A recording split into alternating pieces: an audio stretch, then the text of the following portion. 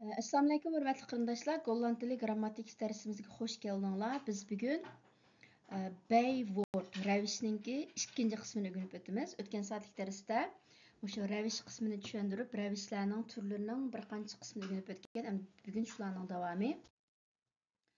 Endi rəviş degan nima, bu qanday bir söz türkümü deganga kelsak, mana Uyg'ur til grammatikasındagi qisqa tushuntirilishi. Yəni rəviş odatda fe'llarninki fe'llarninki ish harakat şeylarninki sübutininki turli holat belgilarini ifodalab keldi. Buni o'zinglar o'qib olsanglar bo'ldi. O'tgan soatlik darsimizda sal tafsilroq tushuntirgan. Golland tilida buni sizlar ko'rgandek 10 turlik bunda ravishlar bor. 9 turlik. Biz o'tgan soatlik darsimizda 4'ini öğrenip bo'lgandik, 5'ini. Bugün hem de oxiridagi 4 bilan tanışıp chiqamiz. O'tgan soatda 4'ni so'zlatganmiz, endi oxiridagi 5 bilan. Ya'ni savol ravishleri, fragend byword, ya'ni savol ravishleri. Yani bu savol ravishleri shu: qandoq, qanchalik, qayerda, qayerga, nimishqa, qachon degandek mush ravishlarni demakchi. Hem bu savol ravishlarning ba'zilari ham o'tgan soatda o'rin ravishleri deb o'rganib, yo'linish ravishleri deb o'rganib o'tgandik-ku. Masalan, qayerga degandek. Bu ravish hem savol ravishleri hem yo'linishni bildiradigan har ikki turdagi ravish bo'lib keladi. Qani men misollar qarab o'tayli. Ya'ni who deganning qandoq, qanchalik degandek ma'nosi bor. Masalan, who bidiniya deysa mashina, ya'ni bu mashinani qanday ishlatamiz? Who groot is your house? Yani uyingiz qanchalik cho'ng? Who far is it nar Paris? Paris qanchalik yiroq? Who old ben ya? Yani siz qancha yosh degandek. Ba'zida fe'llarning oldida kelib, ya'ni qandoq ishlatamiz, qandoq qilamiz deb kelsa, ba'zida sifatlarning oldida kelib, qanchalik cho'ng, qanchalik uzoq, qanchalik kichik degandek mushta bir holatlarni ifodalab keldi. Ondan who long. Yani men who bilan who longni cho'qim farqlanish, ikkisining ma'nosi ayrim. Yani who long degan qanchalik uzun. Masalan, who long duurt het nog voor je klaar bent. Yani tayyor bo'lishingizga qanchalik uzun vaqt ketadi. En hoeveel qanchalik jiq. Mesela hoeveel mensen wonen in Nederland? Yani Gollandiyada qanchalik odam yashaydi? En waar, qayerda, nada? Mesela waar ligt mijn sleutel? Ochquchim nada? Yoki waar naartoe deb mi keldi? Yoki waar ga je naartoe met vakantie? Yani ta'tilda nerga borasiz? Waar vandaan? Yani waar kom je zo laat vandaan? Yani buncha kech qayerdan kelyapsiz? Waarheen, qayerga, mesela waar ga je heen met die dozen, bu eshiklar bilan nerga mangdingiz? Waarom nimishqa, waarom praat je niet tegen mij, nimishqa menga gap qilmaysiz? Wanneer, qachon, mesela wanneer is it dit jaar suikerfeest, bu yil roziyat qachon? Degandek har xil misollarni olib keldim. Bularning hammasini sizlar hozirgacha jumlalarda xil uchratgan-ku. Belki ma var nartu, var fandan, var hen degende sal qiynalishinglar mumkin. Buni cho'qimda ishlatishning hojati yo'q-ku, lekin ba'zi mushta jumlalar bor uchrab qoladi, shuni bularni ham keltirib qo'ydik. Endi holat ravishlari, ya'ni byword van modaliteit.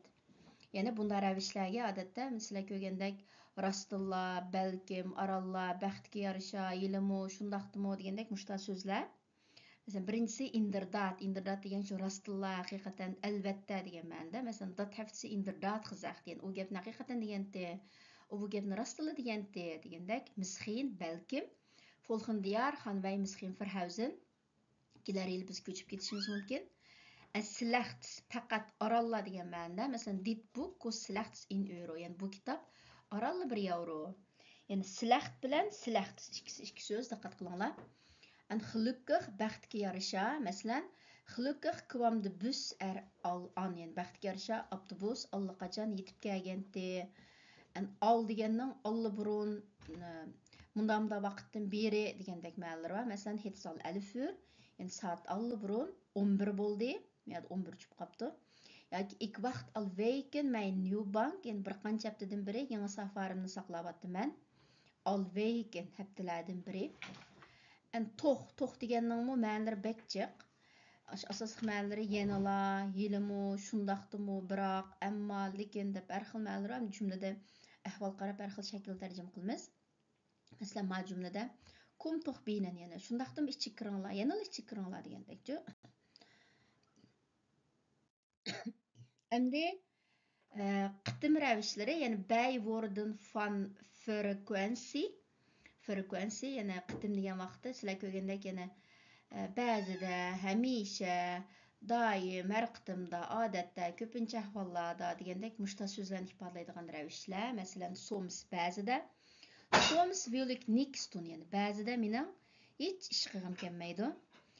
Fak odatda ko'p ballarda degan ma'noda. Masalan, Abdullah hat fak in Ritze maken met sein motor. Yani Abdullah hamisha ko'pincha ahvollarda odatda pat motor bilan bir cho'gilab keldi deydi. And dikwijls, yani bu mem hamisha doim degan ma'noda. Masalan, ik ha dikwijls zwemmen bijna elke dag. Yani men hamisha so'zimni asosan har kuni. Yani endi bir haftaning 7 kunning ichida 6 kun qildigan ishqa ishlasak bo'ldi. Tilkins degan har qitimda.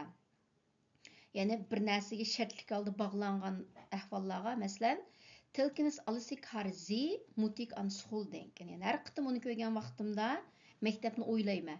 Yani uni ko'rsam o'ylayman, uni ko'rmasam o'ylamayman degandekchi. Yoki masalan har qitim uni ko'rgan vaqtimda shu kundagi aslimlarimiz yodimga keldi degandekchi. Agar uni ko'rsam yodim keldi, ko'rsam yodimga kelmaydi deb yana bir shartga bir ahvolga, bir shartga bog'langan bir ahvolni ifodalash ishlatamiz har qitimda deb. Mistal odatda ko'pincha ahvollarda, masalan, ikha mistal ob Saturdag naar de sportschool. Yani men odatda shanba kunlari tantarbiya saroyiga boraman, yana bir shanba bo'lsam, bir boshqa ishim chiqibli qolmasa, ko'pincha ahvollarda har vaqt boraman degandek ma'noda. En oxirgi ravishimiz bij worden van hoedanigheid. Yani ma hoedanigheid degan so'z bu iliqimda his tuyg'u bir zihinga munosabatlik bir so'zlarni ifodalaydigan so'zlar. Shu men buni qanday tarjima qilishni bilmay, mushta his tuyg'u ravishlari deb tarjima qildim. Yani masalan ba'zi bir fe'llar bo'ladi, qalbga munosabatlik, qalbdan chiqqan.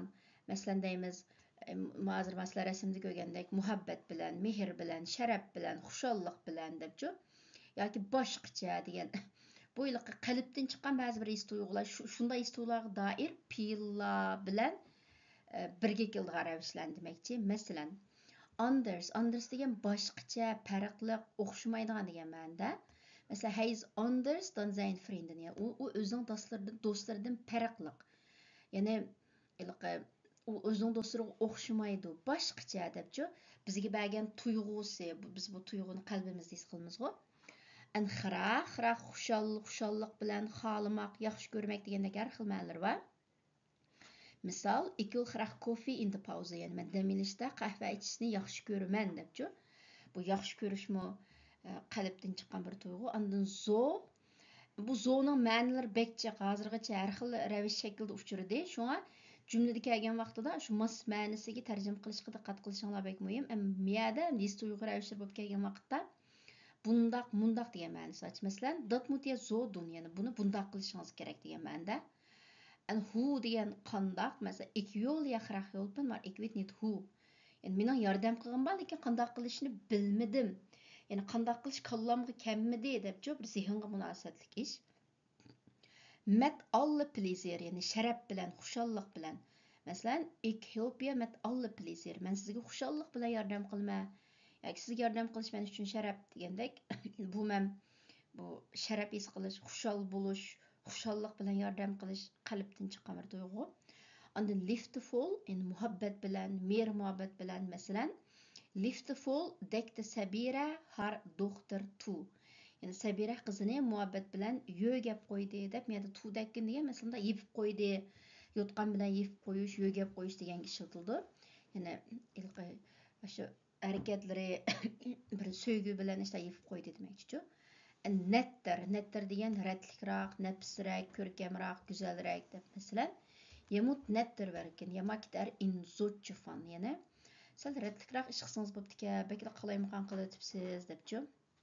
Qısqası, bu hem muşta rəvişlər, his duyğu rəvişləri, muş cümledeki yani met alle pleasure, xıraq, anders, lift fall degan hamda qalbga, zehnga munosabatlik ba'zi bir ish harakatlardan, fe'llardan kelib chiqqan rəvişlarni demoqchi. Qısqası, buna golland tilidagi 9 xil rəvişlərning hammini misollar bilan biraqur ko'rib chiqqan bo'ldik. Men endi ham bularni his duyğu rəvişləri faqat shu 6-7 xil rəvişlər degan gap emas. Men faqat sizlarga misol keltirish uchun bir qancha misollarni keltirdim. Yani bundan boshqa jiqqida işte so'zlar bor, rəvish o'rnida keladigan. Hem bu dersni misollar bilan, hammasining ma'nosi bilan tayyorlashimdagi sabab ham bu grammatik to'g'ri tushunchaga ega bo'lib qolmay, yani so'zliklarni oshirish uchun. İnşallah bu dersning yozma nusxasini topda yo'llab qo'yman. Dersni anglab bo'lgandan keyin har qanday savolinglar bo'lsa, tatmay so'rasanglar bo'ladi. Hamda ravish to'g'ri so'zlaydiganlarimiz mush yerda oxirlashdi. Dersni anglag'aninglarga rahmat. Keyin qitimliq darsimizni ko'rishaylik. Omon bo'lg'aysizlar.